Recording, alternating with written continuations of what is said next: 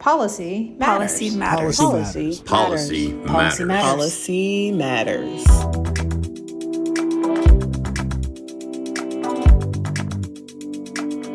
Welcome to ASRM Policy Matters. Today on the show, Sean Tipton, Chief Advocacy and Policy Officer for ASRM, and Becca O'Connor, Director of the ASRM Center for Policy and Leadership, are here to help guide us in this inaugural episode on a discussion about the current impact on fertility care of Roe versus Wade. Both of you, thank you so much for coming on Policy Matters. Of course. Becca, I'll start with you. So first, this podcast is being released the first week of June, which is well ahead of the scheduled official decision of the Supreme Court regarding Roe versus Wade. What are some of the immediate impacts reproductive medicine practitioners, labs, etc., may expect if, and this is still if, the law is overturned? Yeah. So, I think it's an if, but also be prepared. And what we know is this. There are a lot of things we don't know.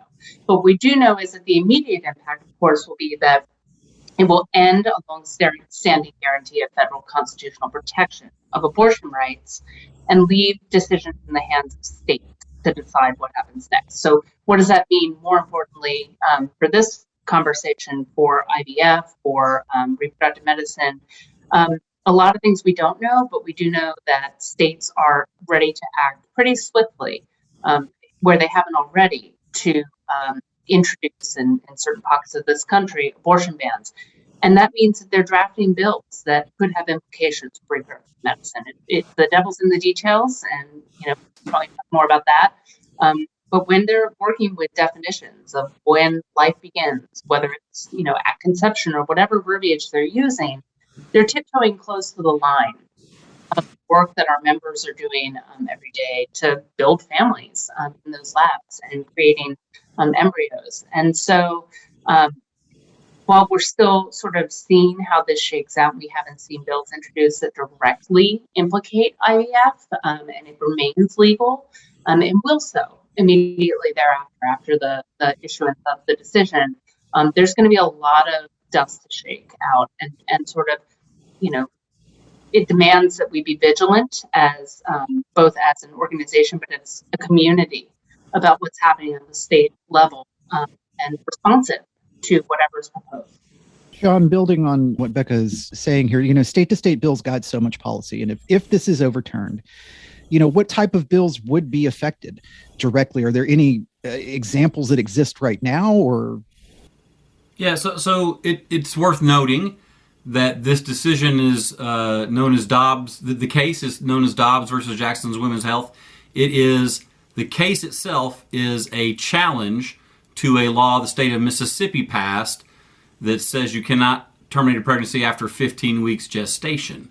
And so what is likely to happen if as Roe is overturned is that essentially a big old stop sign is being removed. The stop sign says stop, not states or Congress. You cannot pass laws that keep women from accessing abortion services.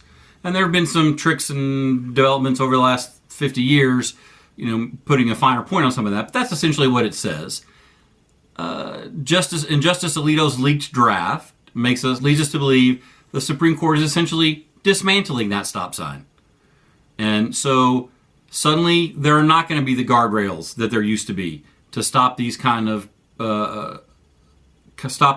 bills from being enforced. So what we have seen for many years, is states passing laws to restrict or prohibit abortion. Those are found unconstitutional because the courts follow the precedent set by the Supreme Court. That is now going to go away. So it's anticipated that it's going to be a little bit of a free-for-all. So they're not replacing it with anything. They're not putting up a yellow blinking light saying, caution, be careful here. They're just taking the stop sign down.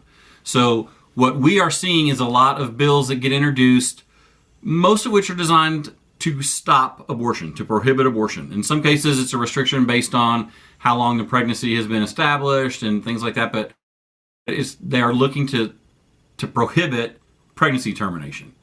In the course of doing that, they are writing bills that either in perhaps in a definition section or perhaps somewhere else seek to establish that the legal status conveys upon, and they use words like the moment of conception or any stage of human development, and therefore you cannot terminate a pregnancy.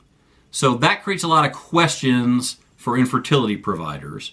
Specifically, what does that mean for the legal status of the in vitro fertilized egg? And that's not really what they're talking about. One of the things I've been saying to reporters a lot is that politicians have the ability to declare two things to be legally equivalent. They do not have the power to make them biologically equivalent, and that's the dilemma that they are creating. So, for example, a bill that's been getting a lot of press, and I suspect as we're recording this, it's not quite yet signed by the governor, but by the time this podcast drops, I bet it will be. There's a bill in Oklahoma, and Oklahoma already has passed legislation to ban abortions. This is just, feel like they need to do it more times. So this most recent bill has exactly language I was just talking about. It tries to establish legal standing at the moment of conception, but it also is very clear that it's talking about a gestating pregnancy. And so an in vitro fertilized egg is not gestating. It is not created a pregnancy. And so it's not clear if this would have any impact on IVF. The reading from our lawyers is it does not affect the embryo unless it is in a pregnancy gestating in a uterus. So we don't think it's going to impact IVF. But that shows the kind of confusion that can be sown by these kind of sloppily worded prohibitions. And so, what we're having to do is work with attorneys to analyze the text of these things as they're being proposed. We are trying to communicate to policymakers the dangerous ground they're treading on. Of course, ASRM opposes these abortion restrictions in and of themselves. So even if there were no ambiguity about its impact on IVF, we would still be against it because we are an organization that believes that reproductive health care is essential health care and that patients ought to have access to the treatments they need offered by their physicians without the interference of politicians. So we're going to oppose these bills anyway. But we have to figure out what it means for the work that our members are really engaged in, and that is the work of building families through infertility medicine.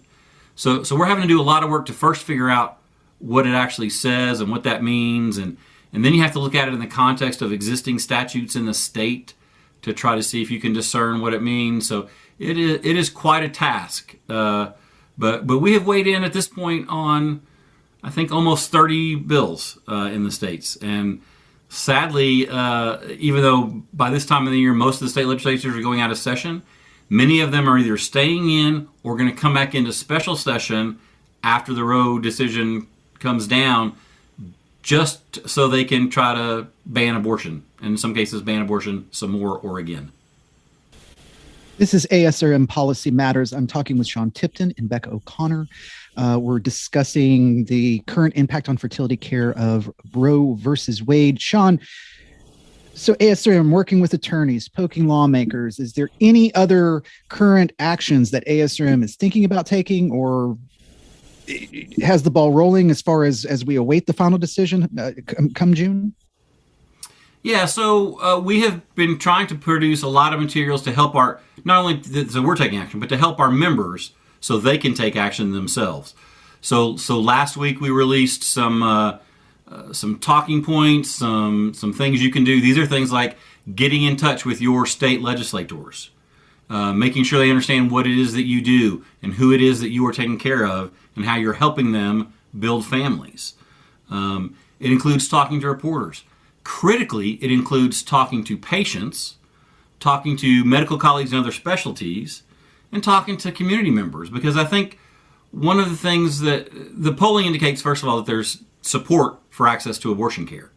But beyond that, I don't think people are paying attention to the very real consequences that could be coming for infertility care from poorly crafted abortion bans. And so, yes, as an organization, we're doing a lot. We're talking to reporters all the time. We're talking to policymakers all the time. We are trying to create tools to help our members do that. But that's a really critical piece. Is I don't want people to think oh, I can't do anything. I'm just a poor little working in an IVF. You know what? You are a citizen of this community. You have a First Amendment right to petition the government to redress your grievances. And if the politicians are about to make it more difficult for you to do your job of helping people treat their reproductive medical needs, then you got a pretty serious grievance that ought to be redressed. So I would encourage everybody to exercise their First Amendment rights and to express themselves publicly, often, loudly, and to their policymakers as to what needs to be happening here. Now, I will say we are doing things now. We are trying to get ready in anticipation of this decision. I think, and I'll let Becca talk a little bit because I think there's two projects that are going to come out of the CPL within the next couple months that may be of assistance to people. Yeah, absolutely. So, as Sean said, we want to equip people with solutions and information so that they can elevate their concerns to the decision makers that are going to literally be regulating this space. That includes creating an opportunity for folks to understand, to the degree that we can provide this information, what the landscape looks like at this state. And so from the CPL, you can expect an overview of states' laws as they're being introduced and passed. And you can definitely anticipate that we will also be, that will be sort of high level. Again, we don't offer legal advice on behalf of the 50 states because I'm not licensed in 50 states, nor is anyone else here. But we want to give people a general sense of what these laws do and do not say and do not prohibit. Beyond that, we're going to dig a little deeper and look at what this language means, big picture for reproductive medicine. And really, again, the focus here is not just to tell you what the laws say, but to tell you what it is that we need to do to propose solutions and alternatives and really drive home the point, as Sean said, about the real world implications of these proposals. Because I think that can be lost even on the policymakers with good intentions to understand how their actions could have a trickle effect onto other aspects of family building. And we will link to materials and other information discussed on this episode today in our show notes. We are almost out of time. Is there anything else, Becca or Sean, that you would like our audience to know? Yeah, what I would say is pay attention, not just to the news, but also to ASRM. We will try very hard to keep you as informed as possible. Be ready, because we may ask you to take specific actions. But again, in general, I would say, go to the website, download the toolkit that we're putting together, contact your elected officials, and let's, work together to try to get through this. I really do want to emphasize that even the day that this decision comes down, if it comes down as expected and overturns Roe, IVF is still going to be legal in all 50 states, right? And we're going to help make that, to try to protect that. We will let you know if there are particular pieces of it that are going to be a threat. And first of all, we will try to thwart those. And secondly, if things pass over our objections, we will try to make sure that you are ready to do what you can do in the best possible way to provide the care your patients need without running foul of the law, frankly. And I do think people need to get comfortable because I think there's going to be some ambiguity for a while. So we can't give you a definitive answer today. We're probably not going to be able to give you a definitive answer even when the Dobbs decision comes down. And we probably won't be able to give you a definitive answer in some states for several months.